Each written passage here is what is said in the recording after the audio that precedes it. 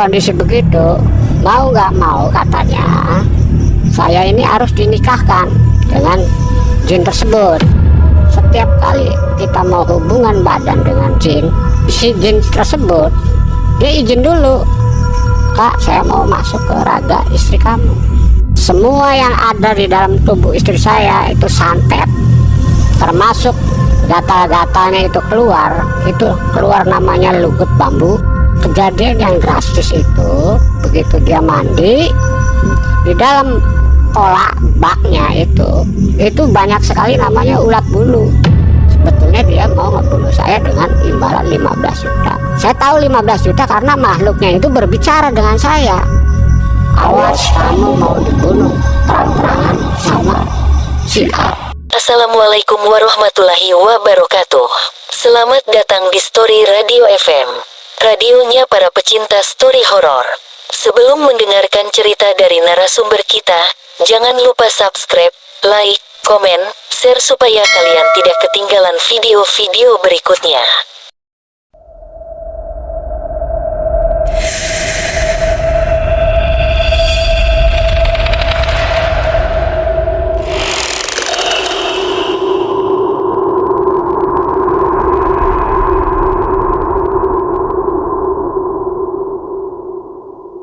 Awal cerita waktu tahun 2007 itu saya membeli satu buah rumah di Kampung Kalijaga. Dari awal cerita itu saya nggak tahu batas tanah yang sesuai dengan apa yang ada di surat. Setelah di kondisi ini dibangun, ternyata jadi pemicu permasalahan. Dan pemicu permasalahan tersebut berawal dari tetangga yang ngerasa dirinya kurang senang karena rumah itu langsung saya bangun. Dengan kondisi tersebut akhirnya timbullah permasalahan. 1 bulan kemudian istri saya mendadak sakit. Jadi waktu kena santet itu istri saya kejadiannya pada mulanya itu karena ada perselisihan antara batas tanah. Dari batas tanah tersebut, mungkin dari kata-kata istri saya ini menyinggung, akhirnya orang tersebut merasa sakit hati karena segala sesuatu itu ada sabab musababnya kan. Nah, dari sakit hati tersebut dia berkata begini, "Lebih baik saya kalah uang daripada kalah orang." Saya jelas itu ancaman. Nah, dari situ 1 bulan kemudian itu ada tiba-tiba itu istri saya merasa gatal dalam tubuhnya tuh. Saya rasa ya gatal biasalah. Oh, barangkali dari airnya, sampai airnya dikasih detol segala macem, barangkali habis mandi. Nah, kejadian yang drastis itu begitu dia mandi, di dalam kolak baknya itu banyak sekali namanya ulat bulu. Ulat bulu tuh dia mandi, dia nggak kerasa. Setelah saya masuk kamar mandi, "Kamu kok mandi? Itu ulat bulu banyak banget, mana?" katanya gitu. Setelah istri saya kembali lagi dilihat, baru kelihatan. Dari awal dia mandi nggak kelihatan itu ulat bulu begitu banyak di bak mandi tuh. Akhirnya saya kan kuras. Nah, setelah mandi tersebut malamnya dia kerasa kok gatal semua. Ya secara akal saya logika lah, kamu tadi mandi karena ada ulat bulu, bisa jadi ulat bulunya nempel kan gitu. Tapi besoknya lagi yang dia rasakan begitu, tiap kali jam 11 kambuh. Itu kambuhnya masalah saya nggak kuat sampai ngelihat kondisi itu. Kalau zaman dulu saya punya HP yang bisa difoto atau di video, saya video. Tapi kan zaman itu nggak ada, belum begitu canggih kayak sekarang. Berjarak 2 bulan akhirnya saya akan cari pengobatan ke spesialis kulit. Saya ceritain, dicek darahnya, di lab segala macam, hasilnya nihil. Sampai di ronsen segala macam nggak ada. Akhirnya balik lagi, tanya lagi ke paranormal begini-begini, ya banyak tipu-tipu. hanya beli celana inilah beli ini, hasilnya nihil. Uang pas-pasan nggak ada lagi, sampai boleh katakan pinjam sana sini ya, karena kondisi untuk obat kan sekali minum aja itu kan hampir 60-70 ribu sekali minum. Itu kan pagi siang sore, itu kan 3 kali. Bayangin coba, dalam artian itu dalam kurun waktu 1,5 tahun hasilnya nol lagi. Kalau untuk obat sih saya rasa bisa pinjam ke sana ke sini, tapi yang saya nggak teganya itu lihat kondisi istri saya begitu dia kerasa kambuh. Itu masya Allah kan kayak jelalatannya kayak semua bengkak semua, muka mata juga nggak bisa lihat, muka nggak karuban, nggak puguh, rambut tuh nyonyor, rambut bengkak itu sampai ke kepala, semua badan tuh udah nggak puguh, sampai telapak kaki, dari ujung rambut sampai ujung kaki semuanya bengkak. Boleh katakan Pak nggak kuat Pak, mending mati aja. Nah disitulah saya tuh boleh katakan lihat jasad istri saya itu saya nggak kuat, lihat kondisi boleh katakan sampai saya tuh di luar akal sadar saya mau bunuh tuh tetangga saya yang berbuat. Kalau dia gentle hubungannya fisik aja, saya bilang berpikir ya Allah berilah suatu petunjuk untuk pengobatan istri saya bagaimana. Saya munajat di rumah itu 41 hari, ada suatu doa khusus yang saya amalkan. Di dalam doa tersebut saya diberi petunjuk harus itikaf ke makam atau ke masjid Sunan Kalijaga. Dari situ akhirnya dapat petunjuk, diberi suatu gambaran atau suatu obat, dipetik si daun rihtilang tuh sama daun widara dikasihin. Itu posisi saya lagi zikir, kok dapatnya ini.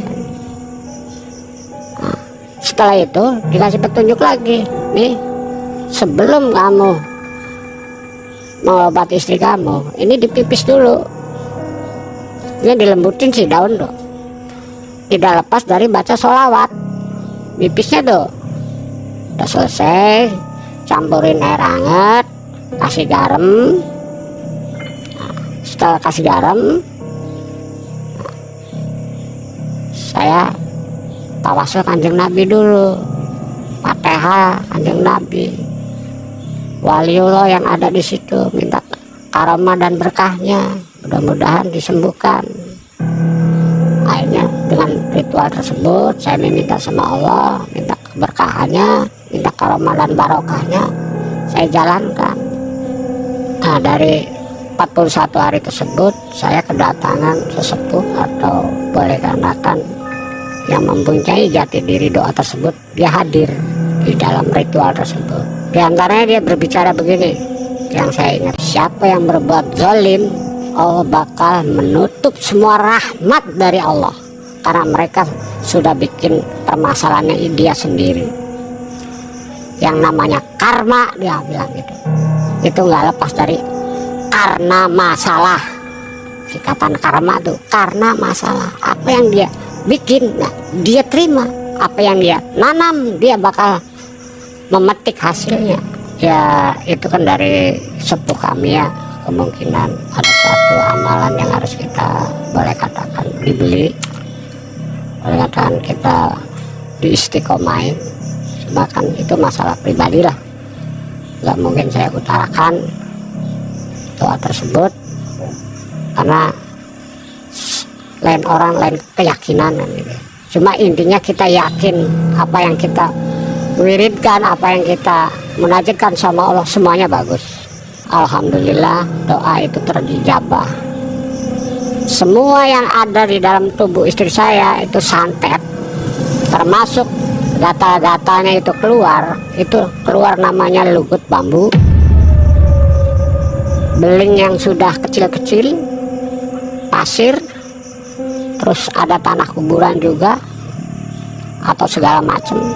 Sampai di dalam rumah saya tersebut itu keluar namanya kelabang, di dalam tengah-tengahnya keramik. Karena saya yakin orang tersebut yang berbuat zalim terhadap keluarga saya. Akhirnya saya minta keadilan sama Allah. Tapi setelah kejadian tersebut, akhirnya kembali yang berbuat ini kena musibahnya. Istrinya jatuh di kamar mandi pas jam 12 malam, jatuh, bawa rumah sakit. Si istri yang berbuatnya tuh setelah di rumah sakit ngomongnya disantet saya kan nggak pernah nyantet. Saya munajat doa, ya Allah saya minta keadilan. Akhirnya nyerang balik tuh, pikirnya saya mengguna-guna mereka kan, padahal kan dia kembali lagi yang berbuatnya. Dia nyerang lagi sampai itu boleh katakan bilang, kamu mau diarah patinya, saya dibeli 15 juta untuk membunuh saya tuh dengan goib yang sesumbar begitu tuh.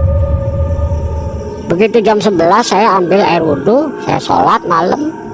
Itu pas jam 12 malam kayak petasan di atas duh, antara goib dan goib. Saya cuma pasrah sama Allah. Dornya itu istrinya tumbang karena rumahnya sebelahan, pasti kedengar gebruk. Akhirnya kan ribut tetangga tuh, bawalah ke rumah sakit. Sebetulnya dia mau ngebunuh saya dengan imbalan 15 juta. Saya tahu 15 juta karena makhluknya itu berbicara dengan saya. Awas kamu mau dibunuh terang-terangan sama si A. Gitu. Sekali saya diem aja. Siapa ngomong 2 kali, 3 kali, cepat saya lari ambil wudhu. Saya amalan tersebut saya baca. Begitu jam 12 pas, itu kayak petasan. Dornya itu samping rumah jatuh dari kamar mandi. Pun itu dengan mahar untuk bunuh saya 15 juta. Gak tanggung-tanggung itu, nyawa saya mau dibeli.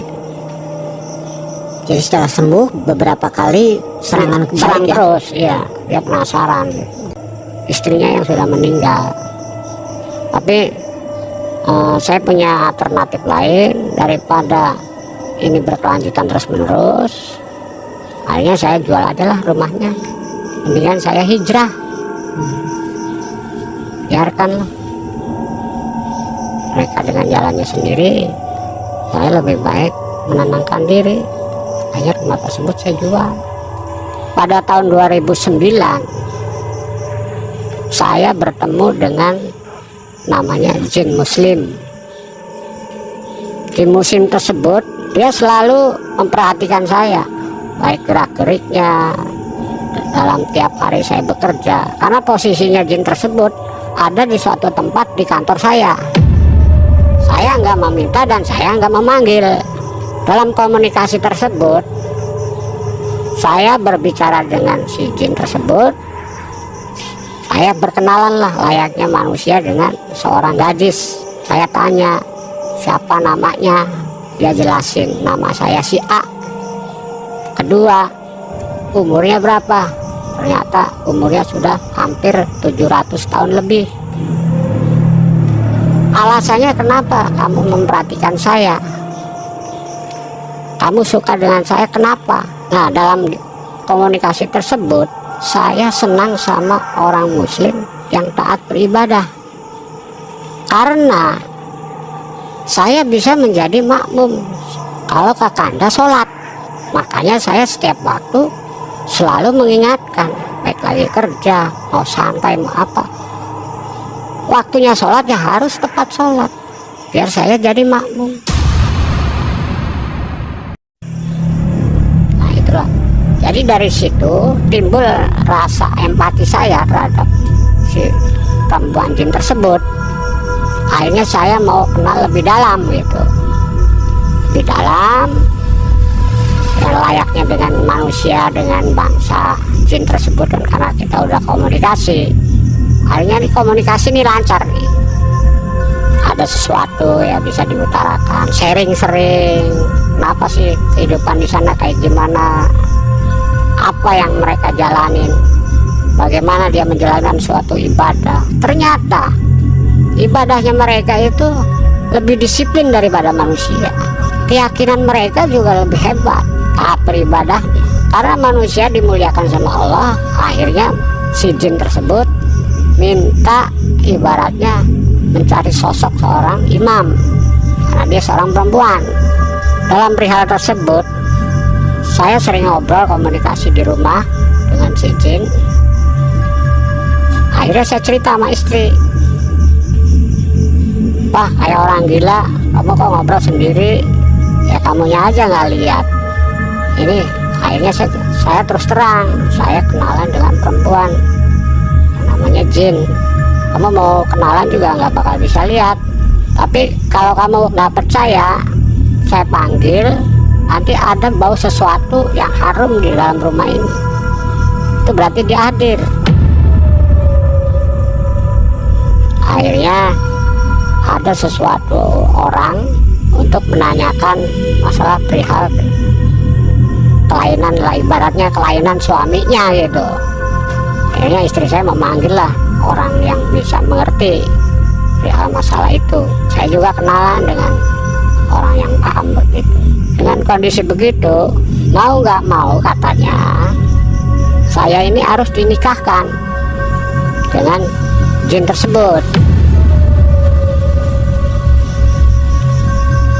Tapi saya nggak begitu aja percaya, karena kan beda alam. Hanya manusia dengan jin itu beda alam, dan ada pun kasat mata, nggak bisa diraba, nggak bisa dipegang. Terus cara menikahnya bagaimana? Saya bilang gitu. Nah, saya penasaran. Akhirnya saya tanya dengan detail, hukumnya bagaimana, kan begitu. Secara Islam, secara agama, sahnya orang nikah itu baik gimana, kan gitu. Kemungkinan kan dari keluarganya jinnya juga mungkin ada. Akhirnya bikinlah ritual di situ, ritual untuk memanggil semua yang ada di situ, termasuk bapaknya si jin tersebut, karena mereka juga jadi suatu walinya. Kalau namanya perempuan kan harus ada walinya kan gitu dalam manusia kan gitu. Sah enggaknya suatu pernikahan kan gitu. Maharnya apa ya pada layaknya kayak manusia aja begitulah. Akhirnya saya dinikahkan. Setelah dinikahkan, setiap kali kita mau hubungan badan dengan jin, itu kita nggak mengerti caranya bagaimana. Tapi si jin tersebut dia izin dulu, "Kak, saya mau masuk ke raga istri kamu. Kamu seorang suami harus memenuhi kewajiban seorang istri," kan begitu. Tapi yang saya pelajari, saya dosa enggak ya? Apakah saya ini salah? Tapi saya kan tidak mencari atau enggak menginginkan mereka, tapi mereka yang senang ke saya dengan alasan karena kamu itu yang taat ibadah, karena saya suka kan begitu. Saya melihat orang itu bukan dari dohir, tapi melihat batinnya, dari hatinya, perilakunya, tindak tanduknya, kan begitu. Alasannya begitu saya tanya. Loh, saya orangnya begini aja. Saya punya alasan khusus kenapa kan. Makanya dalam artian nggak semuanya jin itu jelek, nggak semuanya jin itu menyesatkan. Yang namanya suami ya kita harus bisa jadi imam, biarpun itu jin. Jangan sampai kita dikendalikan sama seorang istri, kan boleh katakan begitu. Saya tanya, lagi apa? Saya kan manggilnya Ajeng. Lagi ngaji Kak, doain biar keluarga ini sehat semua, biar nggak ada permasalahan. Akhirnya dalam melaksanakan ritual begitu, saya itu punya perusahaan. Saya awalnya babat alas dulu, buka bengkel tuh dari 3 mekanik. Saya naik jadi kepala cabang atau kepala mekanik di situ. Dari 300 unit tiap bulan itu kita naik. Bukan saya mempercayai atau minta bantuan jin, enggak, karena proporsional kerja. Cuma saya syukur alhamdulillahnya selalu mau ibadah itu selalu diingatkan. Itu yang saya bersyukur. Semakin orang ditambah nikmatnya, kadang kita lupa. Semakin ditambah kesibukannya, kita lupa untuk menjalankan ibadah, mendoakan, sholat. Tapi Allah Allah itu memberi cara biar saya ini dibimbing, biarpun dia adalah makhluk jin. Selalu diingatkan, ini waktunya sholat, sholat, kita jalanin sholat bareng.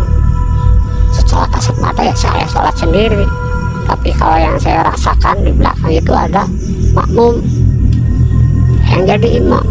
Akhirnya dalam beberapa tahun tersebut, tahun 2010 itu menjadi 7 mekanik yang saya kelola di suatu perusahaan tersebut, dan omsetnya drastis naik menjadi 1.200 unit per bulan. Itu terbaik sewilayah Jawa Barat, boleh katakan sewilayah Cirebon. Singkat cerita, saya kena ujian lagi. Ujian, ada suatu orang paranormal, dia mencoba untuk mencuci otak istri saya dengan iming-iming, ya boleh katakan saya ini salah karena bergaul dengan jin. Nah, akhirnya saya komunikasi lagi dengan si jin tersebut tuh, dengan si Ajeng. Ini gimana, maunya apa? Ternyata mereka itu mau memanfaatkan istri saya, mau dicuci otaknya, apapun yang dia inginkan dia nurut gitu. Tapi Allah sudah berkehendak lain, selalu diingatkan salah jalan ini, cepat putus. Nah, dari situ akhirnya nih permasalahan ini kompleks, karena mereka ini punya alasan, si paranormal nih punya alasan untuk mengganggu istri saya. Dengan arahan, sharing, akhirnya ketemu titiknya. Oh, ini yang akar masalah, akhirnya bisa dipecahkan. Akhirnya dengan sendirinya saya tuh dibimbing secara batinnya sama si Jeng Ayu ini.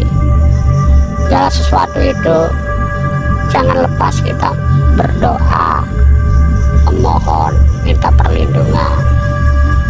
Yang namanya manusia itu boleh katakan kita belajar batin, pasti ujiannya batin. Allah memberikan suatu permasalahan hidup itu bukan karena jelek. Kadang Allah punya program itu jalan yang terbaik yang kita tempuh, supaya kita itu lebih mendekatkan diri sama Allah. Jadi ya dari hasil tersebut ternyata Allah itu begitu sayang terhadap diri saya ini, selalu melindungi, selalu diarahkan, selalu diselamatkan. Di dalam perjalanan pun mau ada kejadian yang benar-benar memilukan gitu, boleh katakan.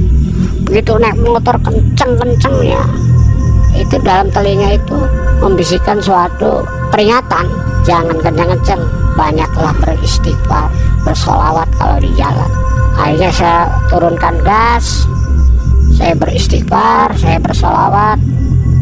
Itu pas di depan muka saya itu ada motor nyalip,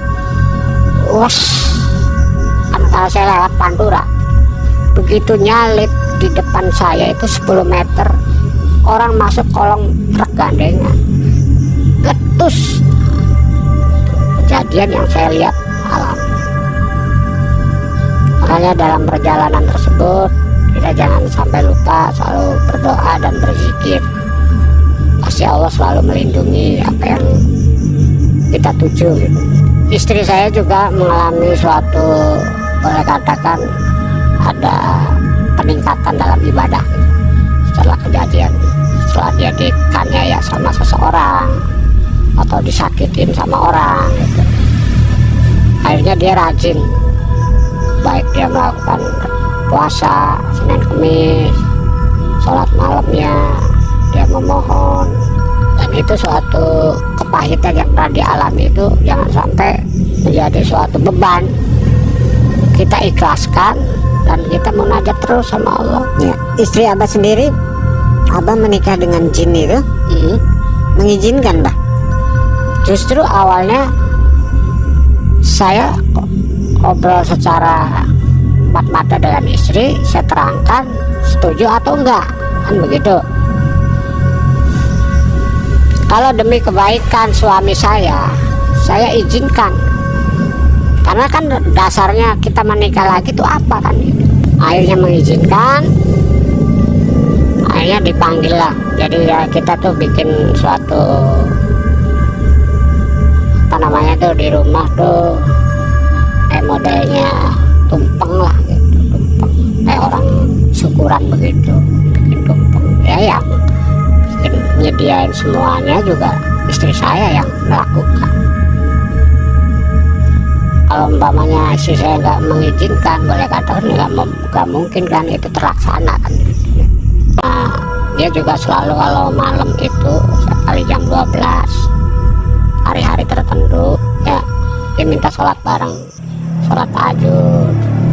Terutama dia menyuruh saya itu sholat taubat sama sholat tasbih, baru sholat tahajud, terus sholat hajat. Nah, setelah begitu, setelah sholat zikiran, baru dia masuk ke raga istri saya dengan ciri bau tertentu gitu. Ya secara obrolan kan dia pasti ngomong, saya minta kewajiban dari Anda kan gitu. Karena dia nggak ada wujud, akhirnya kan masuk ke raga istri saya. Ya permainannya juga beda lah, cuma ya gimana kan, namanya untuk kebaikan kita semua, untuk ibaratnya kita berbagi sharing, bukan kita mengolok-olok atau menyudutkan mereka kan. Mereka juga punya naluri sama dengan kita juga. Kalau dia merasa tersinggung ya mungkin dia marah kan gitu. Tapi ini kan untuk pembelajaran untuk yang lain, nggak semuanya juga begitu, tapi kita juga harus waspada gitu. Kan gitu, kewaspadaan kita itu ada titiknya, di mana nih kelemahan kita, di situ dia ada celah ya, jangan sampai ke situ. Intinya begini, yang namanya manusia itu tidak lepas dari suatu ujian. Manusia itu tidak lepas dari suatu perjalanan hidup, dan Allah juga menguji umatnya itu sesuai dengan kesabaran yang mereka punya. Jadi kita itu sebagai manusia harus selalu berpikir positif thinking sama Allah. Allah yang punya program, keinginan kita itu nggak sesuai dengan keinginan Allah. Kadang kita merasa ini pahit, tapi Allah itu memberikan jalan ini yang terbaik buat kamu kan gitu. Kita diberi suatu kenikmatan materi yang lebih, tapi kadang-kadang kita lupa, kita dijauhkan sama Allah. Tapi Allah punya program, dengan kepahitan kita lebih dekat dengan Allah, apalagi dengan kemakmuran materi yang lebih, kita lebih dekat dengan Allah. Jadi ahli sodakoh itu lebih baik ya. Jadi begitu. Yang kedua, jangan kita itu menilai sesuatu terhadap semua makhluk Allah itu, semua ciptaan Allah.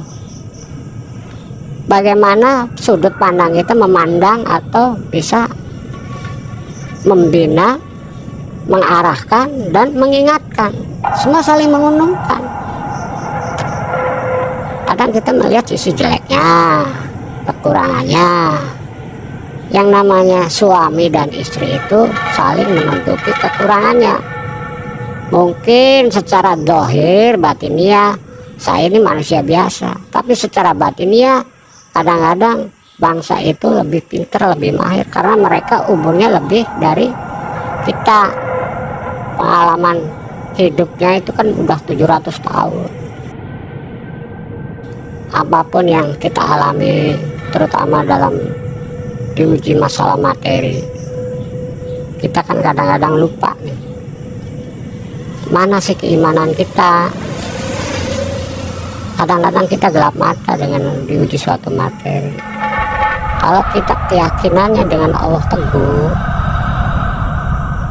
kita juga harus hati-hati minta tolong sama paranormal, para dukun, para kiai. Kita harus tahu dulu jati dirinya kayak gimana. Kita harus tahu dulu sejatinya itu, mereka itu ibadahnya kayak gimana, rumah tangganya kiai itu kayak gimana. Itu harus kita jeli. Kalau kita mencari suatu figur seorang kiai, kita harus lihat dulu latar belakang, kerukunan rumah tangganya bagaimana, anak-anaknya bagaimana, ibadahnya bagaimana. Itu juga harus jeli, harus benar-benar belajar introspeksi diri dulu, baru lihat sisi pandang seorang orang figur ini baik dicontoh atau enggak. Itulah tadi cerita mistis yang dialami oleh narasumber kita. Semoga video ini dapat menghibur teman-teman pecinta horor, dan sampai jumpa di video berikutnya.